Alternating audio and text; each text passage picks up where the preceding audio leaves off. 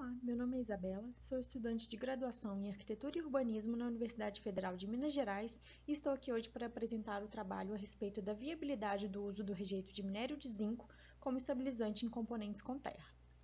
O zinco está entre os metais não ferrosos mais consumidos no mundo, sendo o 24º elemento mais abundante na crosta terrestre. O Brasil, por sua vez, é o 12º maior produtor mundial desse minério, com aproximadamente 280 mil toneladas de concentrado por ano. Durante a extração de minérios, são gerados milhares de toneladas de diversos resíduos líquidos, sólidos e lama, que com frequência são armazenados em barragens de contenção, construídas especificamente para a retenção de milhares de metros cúbicos de rejeito de água.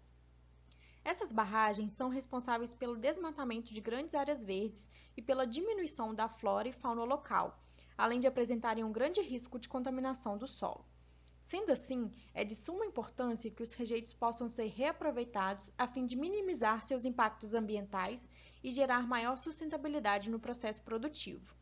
De modo geral, muitos pesquisadores têm buscado analisar a aplicação dos rejeitos de minério na cadeia produtiva das atividades de construção civil. E, para tanto, a adição de rejeitos em blocos de terra comprimida se apresenta como uma possibilidade. O bloco de terra comprimida, BTC, é considerado ambientalmente correto, pois possui baixa energia incorporada, além de possibilitar baixos investimentos financeiros.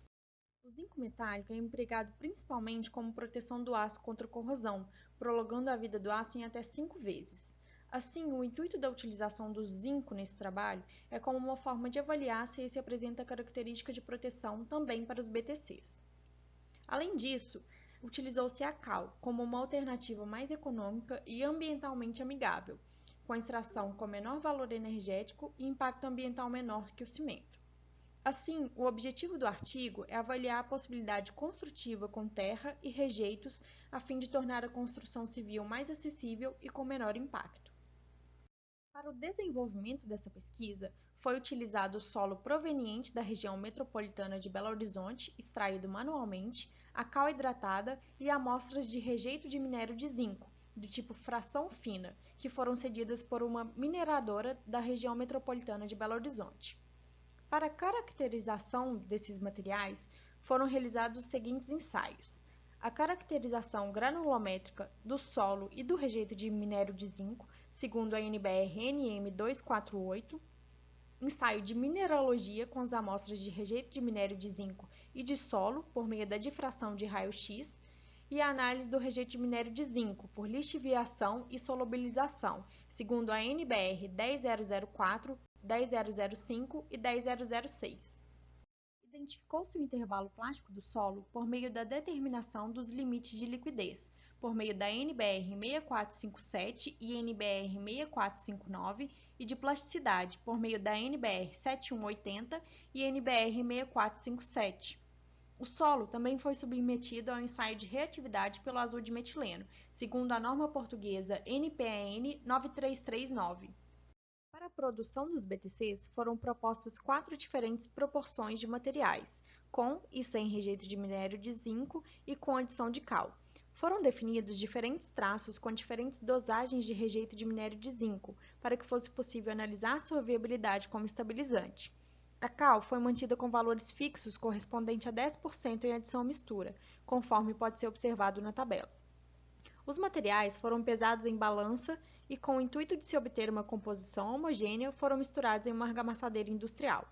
A água foi adicionada até a consistência ideal para a moldagem dos BTCs, tendo sido definida a quantidade a partir de pequenas adições de água e a análise da textura com o teste da bola. Após ser homogeneizada, a mistura foi colocada em uma prensa hidráulica para a produção dos BTCs, segundo a NBR 10833. Foram produzidos 9 blocos para cada traço, sendo 6 para o ensaio de resistência e compressão e 3 para os ensaios de absorção, ambos seguindo a NBR 10836. Para o ensaio de absorção, que pode ser visto na figura à esquerda, foram moldados 3 blocos para cada traço. Após 28 dias de cura em ambiente de laboratório, os BTCs tiveram suas massas secas aferidas e foram imersos em água por 72 horas.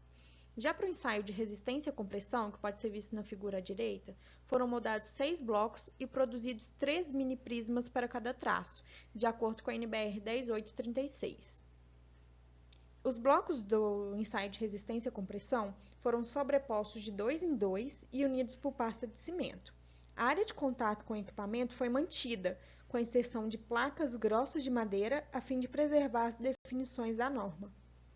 Pela mineralogia da amostra de RMZ, foi possível determinar que o rejeito de zinco é composto principalmente do mineral de carbonato de cálcio e magnésio, a dolomita, com 93%.